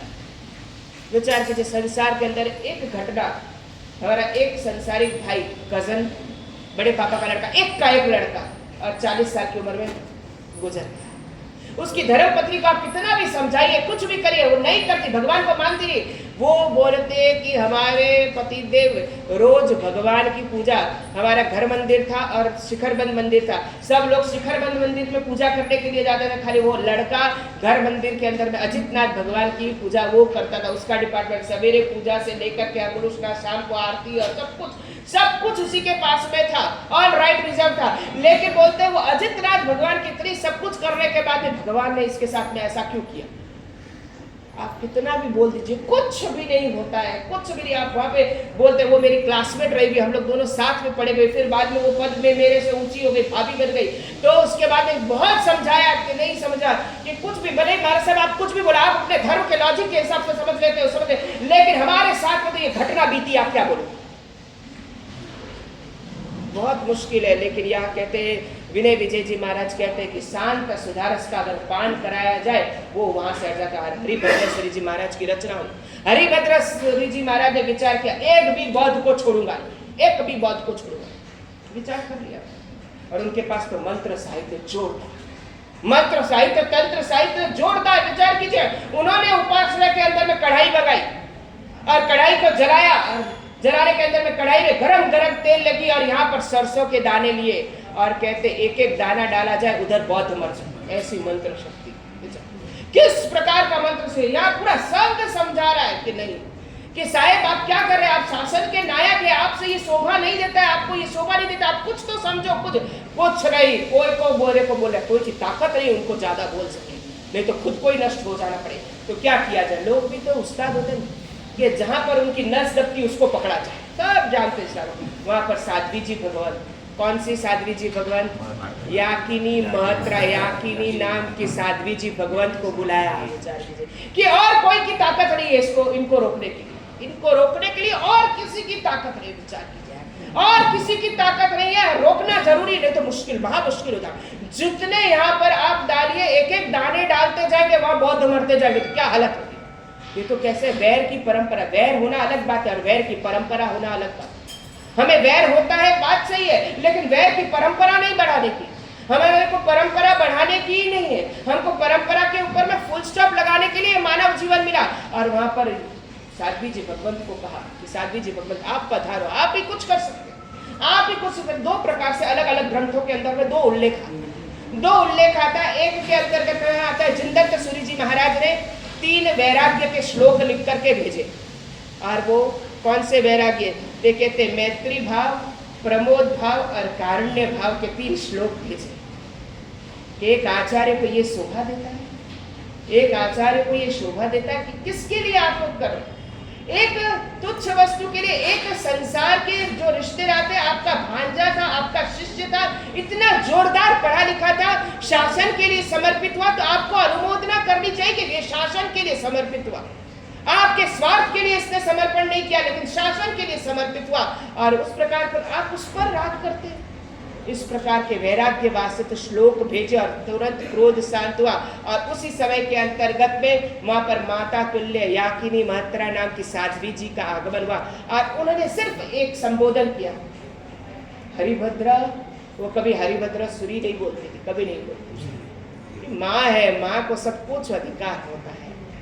माँ को वहां पे बोली बेटा हरिभद्र ये क्या कर रहा है, बस माँ का संबोधन। आज भी संसार के अंदर में माँ का संबोधन जो शीतलता देता है, जिंदगी में कोई शीतलता धर्मपत्नी की छाया भी नहीं दे सकती, आपको कुछ भी नहीं दे सकती। वहीं पर देखिए माता तुल्य साध्वी जी भगवान, और उन्होंने बस एक ही संबोधन किया कि बेटा हरिभद्र तू ये क्या कर रहा है, किस प्रकार का संबोधन। और वहीं पर सब कुछ बैठ गया। वहीं पर वो जो हाथ में मुट्ठी में सरसों के दाने लिए थे वो भी बिखर गए, सब कुछ बिखर गए। और बिखरने के बाद में वो सरसों के दाने को गिना गया तो कितने दाने थे, 1444, 1444 मतलब 1444 दाने थे। और उन्होंने उसका प्रायश्चित किया, 1444 ग्रंथों की रचना की। किस प्रकार का प्रायश्चित किया, ये हरिभद्र सूरी जी महाराज की व्याकुलता को भी शांत करने का काम कौन किया, ये भावनाओं ने किया। मन हमारा व्याकुल हो जाता है, क्या करूं क्या न करूं, उसने मेरे साथ ऐसा बिगाड़ा, उसने मेरे साथ ऐसा बिगाड़ा, उसने मेरे साथ चीट किया, सब कुछ किया, उसने मेरे साथ ऐसा बिगाड़ा, क्या करूं, सबको एक साथ खत्म कर दूं। लेकिन हमारी पॉसिबिलिटीज नहीं होती कि किसी को भी खत्म करने के लिए, लेकिन हमारे कर्म जरूर उपार्जन हो जाते हैं और हमारा पुण्य खत्म हो रहा है। और इसी के कारण जो देखा जाए हमारा पुण्य आज जा रहा है, पुण्य जो है खत्म हो रहा है। और पुण्य खत्म होने के अंदर में हम स्वयं जिम्मेदार होते हैं, स्वयं हम जिम्मेदार होते हैं, हमारे पुण्य खत्म करने के लिए हम स्वयं जिम्मेदार होते हैं। और इस प्रकार की हरिभद्र सूरी जी महाराज विचार कीजिए, सगर चक्रवर्ती को भी कहाँ से शांति दी। सगर चक्रवर्ती किसी एक बाप के 60,000 पुत्रों को अगर मार दिया जाए क्या हालत हो, क्या हालत हो। सगर चक्रवर्ती के 60,000 पुत्र अष्टापद को बचाने के लिए वहां पर सराउंडिंग्स के अंदर में नहर बना रहे थे, खोद काम कर रहे थे। और खोद काम इतना दूर तक कि पाताल लोक के अंदर में देखा जाए नागकुमार के देवों तक में पानी जा रहा था बेचारे, क्योंकि सेफ्टी पॉइंट ऑफ व्यू से कि इतना सेफ कर दे कि दुश्मन भी नजर उठा करके अष्टापद को देख न सके। विचार कीजिए, सेफ्टी पॉइंट ऑफ व्यू से पूरे चारों तरफ सराउंडिंग्स के अंतर्गत में इतना डाउनफॉल वाला विचार कीजिए, गड्ढा खोदा कि नागकुमार के देवों के अंदर में भी वहां पे पानी का लीकेज हो गया। आज होता है ना अपने हाई राइज बिल्डिंग के अंदर में पानी का लीकेज होता रहता है, कभी ड्रेनेज का पानी आ जाता है, कभी बारिश का पानी आ जाता है, कहीं ना कहीं पानी आते ही रहता है। उसके लिए हमारे चिंता रहते हैं। और वहां पर भी महलों में पानी आएगा तो नागकुमार के देव क्या करेंगे? एक बार इन्फॉर्म किया, 2 बार इन्फॉर्म किया, 3 बार रिक्वेस्ट किया, 4थी बार के अंदर में नागकुमार के देवों ने सबको जला करके राख कर दिया। 60,000 पुत्र खत्म। और वहां पर कैसी परिस्थिति थी, एक बाप की परिस्थिति कैसी होती, बाप का जब एक बेटा चला जाता है तो उसकी स्थिति कैसी होती है आप विचार कीजिए। आप स्वयं संसार के अंदर में रहते, संसार के अंदर में आप कितनों को पहुंचाने के लिए आते और कितनों को लेकर के हॉस्पिटल से आते, कितनों को पहुंचाते, सब कुछ आप देखते हैं संसार के अंदर में। आपका संसार देखा जाए ना, कभी कभी साधु भगवान हमारे गुरु महाराज कहते हैं कि संसार मतलब वैराग्य का गोडाउन। उतना संयम वैराग्य का गोडाउन नहीं है, लेकिन संसार के हर रीति रिवाज, हर कदम के अंतर्गत में ये आपका वैराग्य का गोडाउन है। वैराग्य के गोडाउन में भी रहने के बाद के अंदर में भी आप वैराग्य से भीजते रहिए विचार कीजिए। क्योंकि आप रेनकोट पहन करके बारिश में जाते हैं, रेनकोट में पहनने वाला बारिश में ना कभी भीगता नहीं है, लेकिन खुद की गर्मी से भीग जाता है। आप रेनकोट पहन करके आप जाओ, आप देखना, रेनकोट पहन करके जाओ, आपके बारिश का पानी आपको नहीं भीजेगा, लेकिन अंदर की गर्मी, मतलब अंदर की ईर्ष्या की अग्नि, ईर्ष्या की अग्नि, घृणा की अग्नि, राग की अग्नि, द्वेष की अग्नि, क्रोध की अग्नि, मान की अग्नि, माया की अग्नि, लोभ की अग्नि, ये सब अग्नि द्वारा हमारे पसीने के द्वारा देखा जाए हमारे ही अंदर को, क्योंकि प्लास्टिक रहता है, प्लास्टिक से अंदर की बाहर की गर्मी, अंदर की ठंडक अंदर इफेक्ट, बाहर की ठंडक अंदर इफेक्ट नहीं कर सकती, तो अंदर की गर्मी को निकलने के लिए भी बाहर जा नहीं सकता, तो अंदर ही कपड़े को गीला कर देता है। वैसे आज हमारे को नुकसान, हमारे द्वारा ही हमारे को नुकसान, कोई दूसरा और कोई नुकसान करने वाला नहीं। इस प्रकार की भावनाओं के साथ के अंदर में सगर चक्रवर्ती ने विचार कीजिए, इसके पीछे कहते हैं कि भावनाओं के द्वारा ही मन की शांति हुई। भावनाएं, ये भावना भवनाशिनी, भवों का नाश करने के लिए भावनाओं का चिंतन और मनन करना है। भवों के विकास के लिए चिंतन और मनन है ही नहीं। अगर हमको लगता है कि मुझे मेरे भव से निकलना है तो भावनाओं का चिंतन और मनन कीजिए। इसीलिए कहते हैं ना, भावना भवनाशिनी। आप दुकान के अंदर में जाते, दुकान के अंदर में जाते, कहीं पर भी दुकान के अंदर में एक प्लेट लगा हुआ रहता है। क्या प्लेट रहता है? फिक्स्ड रेट, एक ही भाव बोलते हैं। हिंदी में क्या बोलते हैं? एक ही भाव। गुजराती में एक भाव, और इंग्लिश में फिक्स्ड रेट। अब आप इसके अंदर में कौन से नंबर पे आते हैं? आपके एक ही भाव है, आपको चाहिए फिक्स्ड रेट वाली वस्तु, आपके दुकान के अंदर में आप लगा करके रहते हैं फिक्स्ड रेट, लेकिन आप स्वयं फिक्स्ड रेट को, ओपिनियन को आप कितना फॉलो करते हैं? आपके हमेशा एक ही भाव है? नहीं। विचार कीजिए किस प्रकार के भावों की प्रधानता है। आपके भाव बिगड़े हुए होंगे, जरूर सामने वाले के ऊपर असर होगी। एक बार गोचरी की बात करता हूँ। गोचरी था अहमदाबाद के अंदर में, चातुर्मास था। अहमदाबाद के अंदर में चातुर्मास था। पहले के ज़माने में सही बात है कि टिफिन से आया नहीं जाता था, थर्मस में भी चाय लाई नहीं जाते थे, खुद गौर करके लाना होता था, ठंडा हो कि गर्म हो पी लेना पड़ता था। तो चाय वाले जो महाराज साहब होते ना, तुरंत रेडी बैठे रहते थे, चाय जैसे आ जाती थी तो गरम गरम पी लेते। दूध ठंडा भा जा सकता है, लेकिन चाय ठंडी नहीं बात। जो प्रैक्टिकल है तो स्वीकार करना पड़े, चाय ठंडी नहीं बात। दूध ठंडा होगा तो चलेगा, दूध गर्म नहीं होगा तो चलेगा, दूध थोड़ा भी ठंडा होगा तो चल जाएगा, लेकिन चाय तो गर्मा गर्म चाहिए। चाय गरम, दिमाग भी गरम। सब चाय गरम पीना तो दिमाग भी गरम हो करके चल रहा। विचार कीजिए, हमारे बड़े बात सब कहते हैं चाय नहीं पीते तो पार्लियामेंट काम नहीं करता। पार्लियामेंट को काम करने के लिए चाय का पीना होता है। तो वहाँ पर चाय पीने के लिए, चाय बोरने के लिए, मेरी ड्यूटी थी चाय बोरने के लिए गया। अब गरने के लिए गया, रोटी के अंदर में नाप होता है, 2 रोटी, 4 रोटी, 5 रोटी। चाय के अंदर में घुट का माप नहीं होता, कोई माप होता है, घुट का माप नहीं होता, घुट का माप नहीं होता। 2 घुट है कि 4 घुट है, कोई माप नहीं होता। वो बहन ने वौरा दिया। अब वौराने के बाद के अंदर में जब अंदर गया सासू बहू में तू मैं चल रही थी, चाय की तपेली चढ़ी हुई थी, सासू बहू में तू मैं चल रही थी। धर्मलाभ आवाज सुना, बहुत होशियार, दोनों चुप हो गए, होशियार दोनों चुप हो गए, सासू बहू दोनों चुप हो गए। उसके बाद में धर्मलाभ दिया, चाय भौरा कर निकल के गया। सामने ही उपाश्रय में पहुंचा भी नहीं तो वहां पे वापस तू मैं चल रही थी, और तू मैं चल रही थी। यहाँ पर हमारे चाय पे 1 घुट चाय बढ़ गई, उसके लिए हमारे में तू मैं हो गई। तो पूछा गया, आचार्य बार साहब ने पूछा ये क्या कारण हुआ? कि साहब मैं सामने भरने गया, जब चाय बन रही थी ना तब वहाँ पे सासू बहू में तू मैं हो रही थी, और वो चाय मैं भर के ले आया, मैं यहाँ पर आया, वापस देखो अभी भी आवाज आ रही है तू मैं चल रही है। तो वही चाय अपने अंदर में आई और 1 घुट के लिए हमारे यहाँ पर भी तू मैं हो गया विचार की। ये भावनाएं बहुत काम करती है। एक विचार कीजिए, आपकी धर्म पत्नी खाना बनाती, अलग स्वाद आता है। आपकी पत्नी खाना बनाती, आपकी माता जी खाना बनाती, अलग स्वाद आता है। और आपका मेड बनाता है, और मेड में भी फीमेल मेड बनाएगी तो अलग स्वाद, और मेल मेड बनाएगा तो अलग स्वाद आएगा। विचार ये स्वाद किसका आता है? उसके हाथों की करामत नहीं, उसकी मानसिकता का परिवर्तन। उसके हाथों में कुछ नहीं होता, हाथों के अंदर में कुछ भी नहीं होता, लेकिन उसकी मानसिकता के अंदर में होता है। और वो मानसिकता का प्रभाव जो होता है उसके हाथों के द्वारा वो वस्तु के अंदर में जाता है, और वो वस्तु के अंदर में परिवर्तन हो जाता है।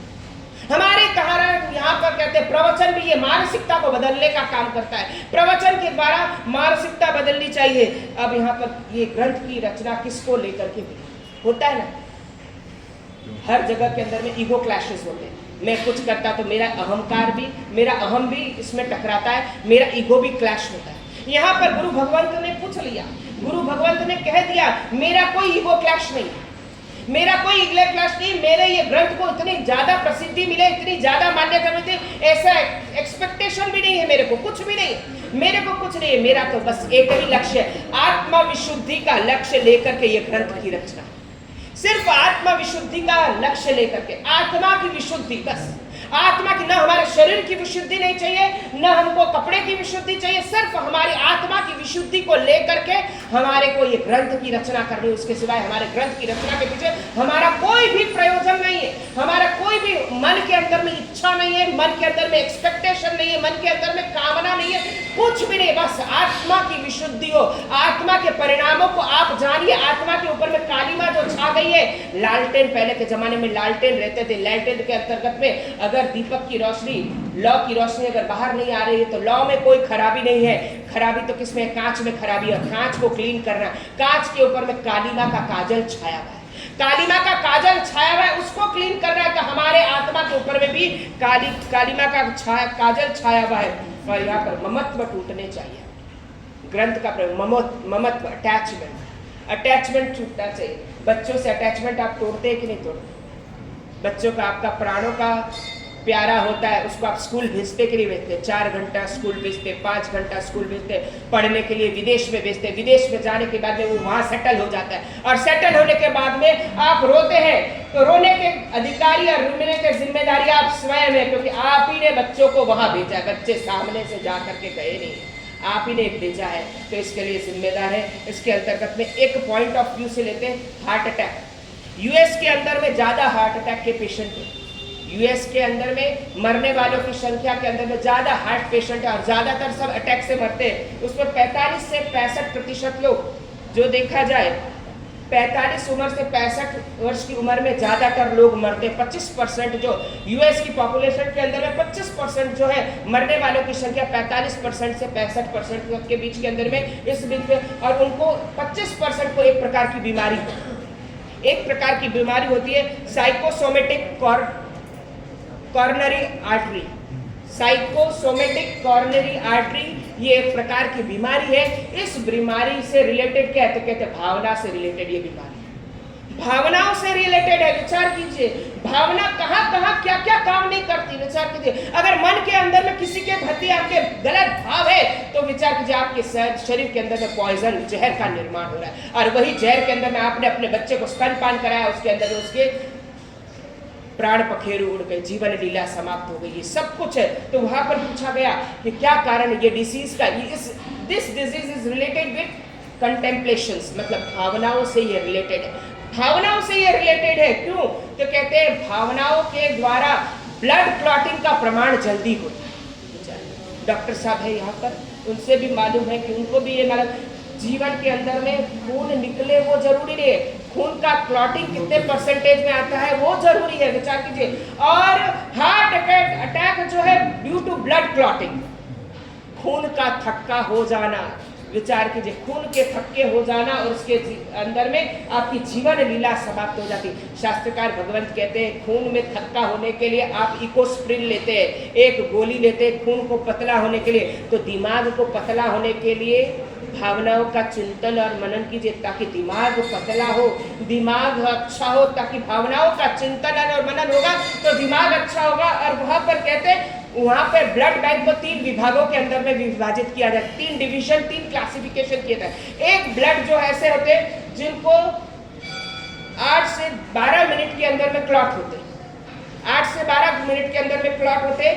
एक ब्लड का विभाग ऐसा रहता है जो 4 से 5 मिनट में क्लॉट होता है, और एक विभाग ऐसा रहता है कि जिसका 1 से 3 मिनट के अंदर में क्लॉट होता है। और जो 8 से 12 मिनट के अंदर में क्लॉट होता है उनकी भावनाएं बहुत शुद्ध होती है, जिनकी भावनाएं बहुत शुद्ध होती और एकदम पवित्र होती और एकदम निर्मल होती है। ऐसा क्लासिफाइड वहां के रिपोर्ट ने, यूएस के डॉक्टरी रिपोर्ट ने यहाँ पर भेजा कि ये भावनाएं क्या काम करती है हमारे जीवन के अंदर में, किस प्रकार की भावनाओं का। और सकारात्मक सोच से ही, सकारात्मक शुरुआत से ही अच्छे परिणाम मिलते हैं। अगर आपका पॉजिटिव अप्रोच रहेगा तो विचार कीजिए अच्छे गुड परिणाम, गुड रिजल्ट आएंगे। अगर आपके पॉजिटिव अप्रोच नहीं रहेगा तो नेगेटिव ही विचार, नेगेटिव ही रिजल्ट आएगा। ये सब कुछ का चिंतन, स्वर्ग और नरक का आधार क्या?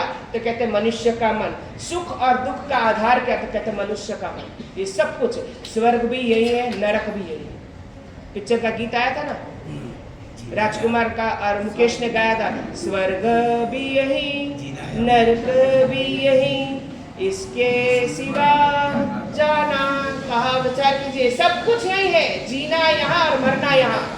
जी भी रहे और मर भी रहे, हर समय समय आप मर रहे हैं, आप समय समय के अंदर में मृत्यु की नजदीक में जा रहे हैं। समय समय के अंतर्गत में अपना पूरा जो आयुष्य है वो हमेशा मृत्यु की ओर जा रहा है। ये सब कुछ चिंतन और मनन ये ग्रंथ के अंदर में, हमें बस ये ग्रंथ का एक ही प्रयोजन, हमें कहाँ जाना है,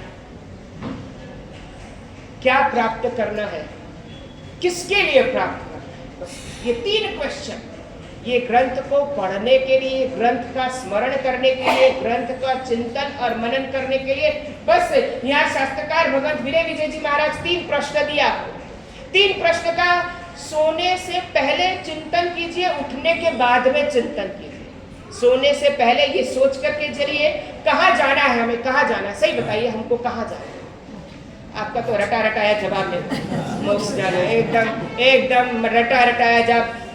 पठित किताब के अंदर पोथी का ज्ञान आपके पास है, बहुत अच्छा, हमारे से भी ज्यादा आपके पास में होगा, बहुत अच्छा है। अनुभव का ज्ञान होगा कि नहीं होगा, लेकिन पोथी का ज्ञान जरूर है एकदम। हमारे पास में अनुभव का ज्ञान, हमारे पास पोथी का ज्ञान नहीं है।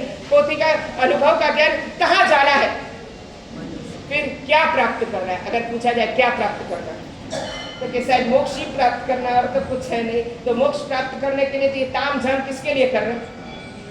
ये ताम झाम तो बोल देंगे ताम झाम आपके लिए कर रहे हैं, आपके लिए कर रहे। आप खर्चे का बोलेंगे तो ताम झाम होगा तभी ना खर्चा होगा, नहीं तो कहाँ से होगा। लगाया देगा जो तो दोष नंदो घोष, बगानी में जितना दोष है सामने वाले के ऊपर में डाल देने का।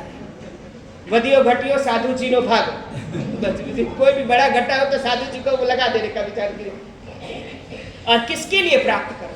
आप किसके लिए प्राप्त, सही बोले, आप पैसे किसके लिए प्राप्त? परिवार के लिए। परिवार कुछ नहीं, वो कहने की बात है, खाली परिवार के लिए कुछ नहीं होता है, खाली हम बोलते हैं परिवार को। परिवार के अंदर में आपने सुलस का दृष्टांत सुना होगा। सुलस क्या करता था? काल सारिक कसाई का लड़का सुलस क्या करता था? रोज 500 पाड़े मारता था। और उसको पूछ रहे मैं किस लिए कर रहे हैं, तो कहते हैं ये पुण्य का भागीदार। जैसे मेरे पैसे के अंदर में सब भागीदार बनते मेरे परिवार, तो मेरे पाप के अंदर में भी सब भागीदार बनेंगे। तो वहाँ पर अभय कुमार ने कहा कि नहीं, पुण्य के अंदर में सब भागीदार बनते, पाप के अंदर में कोई भागीदार नहीं बनता। मयूर भाई बोलिए, मयूर भाई 10 लाख का नुकसान होगा, कोई नुकसान भरने नहीं आएगा, लेकिन 10 लाख की लॉटरी लगी हो तो सब खर्चने के लिए आ जाए। 10 लाख का अगर नुकसान हुआ तो कोई भरना नहीं आएगा, कोई नहीं। अगर धर्मपत्नी भी अपने गहने निकाल के दे देगी, पता ही नहीं चलेगा कि धर्मपत्नी के पास कितना लॉकर में है, कितना है पड़ा है, कुछ नहीं मालूम पड़ेगा। लेकिन 10 लाख की लॉटरी लगी हो तो कि मेरे को ये करना है, वो करना है, ये करना है, सब फरमाइशें तैयार है, कुछ नहीं होता है। ये कहता है कि यहाँ पर ये दृष्टांत दिन भर के अंदर में कहाँ जाना है, क्या प्राप्त करना है, किसके लिए करना है, ये सब कुछ किसके लिए, इतना ताम झाम, इतना पलोजन, इतना सब कुछ किसके लिए करना है। और अंत में सब कुछ छोड़ करके जाना है, सब कुछ छोड़ कर जाना है। और बाद के अंदर में अगर कोई व्यक्ति नुकसान छोड़ करके चला गया तो क्या बोलेंगे, बापा आज मैं तो नुकसान माथे मुकीले जता रहे। विचार कीजिए, लोग भी हमारे लिए ऐसा बोले तो इस पर अपना चिंतन और मनन चलता रहेगा। कल से कौन सी भावना, आज देखा जाए प्रीफेस हो गया, भावनाओं का चिंतन और मनन। ये भावनाओं का चिंतन और मनन कहाँ पर? अंतःकरण में। अंतःकरण मतलब अवर कॉन्शियस। मनुष्य का स्वर्ग, मनुष्य के सुख और दुख ये मन के आधार है। स्वर्ग और नरक ये सब कुछ मन के आधार के अंतर्गत में है। ये सब कुछ का चिंतन और मनन कल से अनित्य भावनाओं पर, अनित्यानि शरीरानि विभवो नैव शाश्वत, नित्यम सन्निहितो मृत्यु कर्तव्यो धर्म संग्रह। किस प्रकार धर्म का संग्रह करना, वो धर्म के संग्रह के ऊपर में अपना चिंतन और मनन चलता रहेगा। मंगलवार के दिन बोले 5 मिनट में, बस 5 मिनट में हो गया पूरा। 10:59 हुआ अपना, बस 1 मिनट में पूरा कर दें। मंगलवार के दिन भक्तामर तप का प्रारंभ, और भक्तामर तप की प्रार्थना के लिए सवेरे जो जाप, ध्यान और भक्तामर स्तोत्र का चिंतन और मनन के लिए 2 पेंटिंग कली शाम को आई। और अभी यहाँ पर सभी संघ की साक्षी के अंतर्गत में संघ के महानुभावों के द्वारा इसका अनावरण किया जाएगा। और यहीं पर बैठ करके आपको ध्यान साधना, कल हमारा ऊपर में एक्सपेरिमेंट हो रहा था कि म्यूजिक का एक्सपेरिमेंट कर रहे थे, किस प्रकार म्यूजिक बज रहा है। नहीं तो ऐसा होता है ना, शो के समय म्यूजिक फेल हो जाता है, शो के समय म्यूजिक फेल हो जाता है, शो के समय इलेक्ट्रिसिटी फेल हो जाती है बेचारे की। ये सब कुछ जब आता है, हमको परीक्षा देने का समय आता है कि साहब શું કરું, परीक्षा तेज બધું दिमागમાંથી જતું રહ્યું बेचारे की। हमारी परिस्थिति ऐसी होती है, तो सब कुछ एक्सपेरिमेंट कर दिया जाता है। तो यहाँ पर नीचे बहने थी, वो ऊपर आए कि म्यूजिक की आवाज नीचे तक आ रही थी, बहुत अच्छा था। मैंने कहा सब कुछ अच्छा ही, आप अच्छे तो हम भी अच्छे हैं, बाकी आप अच्छे नहीं तो सब कुछ खराब है। तो ये सब कुछ यहाँ पर अभी अनावरण किया जाएगा। कल का सवेरे का टाइम 9:15 बजे, और मंगलवार को पहला उपवास। पहले उपवास के अंतर्गत में 12 खमास पड़े, 12 प्रदक्षिणा, 12 लोकस का काउसक, 12 साथिया, 12 नैवेद्य, 12 फल, 12 अरियंत पद की आराधना, आदिनाथ भगवान की 20 माला, ओम ह्रीं श्री आदिनाथाय नमः इसकी 20 माला, और भक्तामर का मूल मंत्र, भक्तामर के मूल मंत्र की आप जितनी बार मिनिमम 27 बार तो गिन सकेंगे, 27 बार के। और पहली गाथा का क्या प्रभाव, अलग अलग गाथाओं का अलग अलग प्रभाव।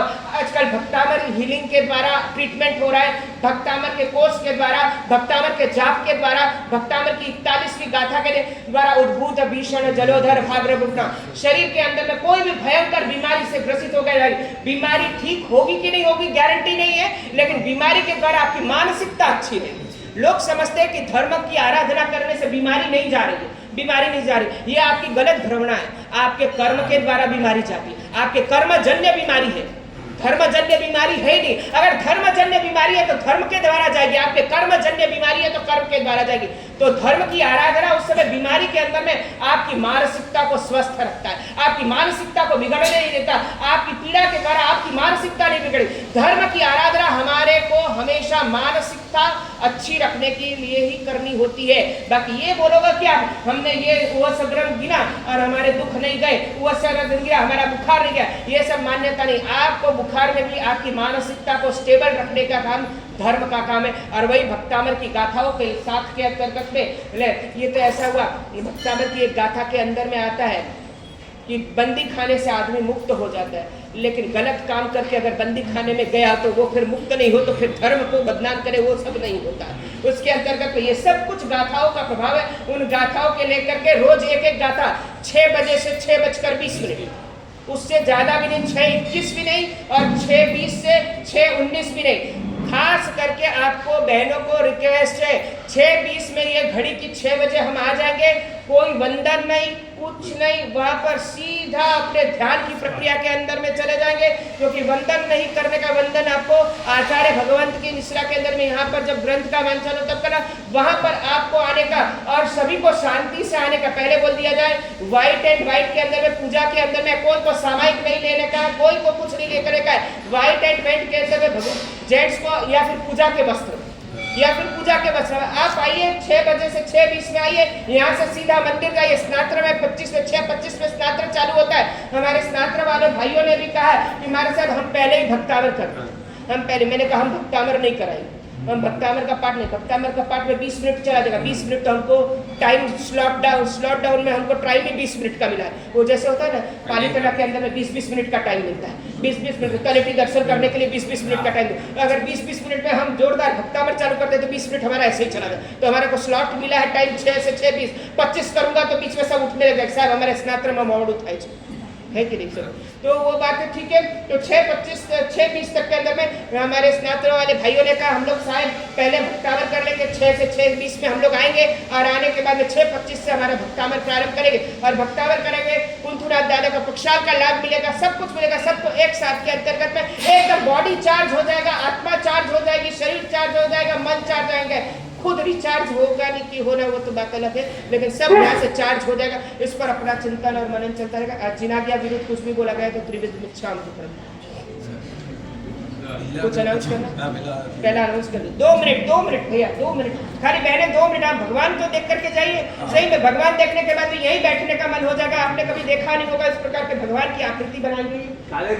आदिनाथ भगवान, एक आदिनाथ भगवान आदिनाथ की भगवान आदिनाथ की प्रतीकृति है। भगवान जब दीक्षा लेने के बाद के अंदर में भगवान विचरण करते, भगवान विचरण करते और भगवान को वर्षी तप होता है। भगवान को वर्षी तप का तप होता है। भगवान जिस भाव से गोचरी गौरने के लिए जाते थे उसी भाव से गोचरी नहीं मिलने के कारण भी वही भाव से आते थे और वही भावों को जंगल के अंदर में विचरण करते थे और जंगल के अंदर में भगवान ध्यानस्थ अवस्था में कैसे लगते, वैसी प्रतिकृति के अंतर्गत में ध्यान की प्रक्रिया। ध्यान मतलब सामने वाला का आलंबन जैसा होगा वो हमारे अंदर में परिणाम वैसे आएंगे। भगवान जब गोचरी के लिए जाते थे वही भाव थे और गोचरी नहीं मिलती थी तो भी वही भाव थे। हमारे के अंदर में भी जो वस्तु की प्राप्ति के लिए हम जाते तो भाव अच्छे और वस्तु की प्राप्ति नहीं हो तो भी भाव अच्छे, वैसे भावों की प्रधानता के साथ में ध्यान मार्ग के अंदर में आगे बढ़ना है। बोलो श्री कुंतुनाथ भगवान जय। परम पूज्य आचार्य भगवान विनय सागर સુરસજી महाराज साहेब, ઘણી વાર રવિ પદ્મ महाराज साहेब, अन्य साधु भगवंतो, साधुजी भगवंतो, भाइयों तथा बहनों, साहेब જે 2 દિવસથી સમજાવતા હતા કે જે પ્રસ્તાવના કરવાના હતા કે આ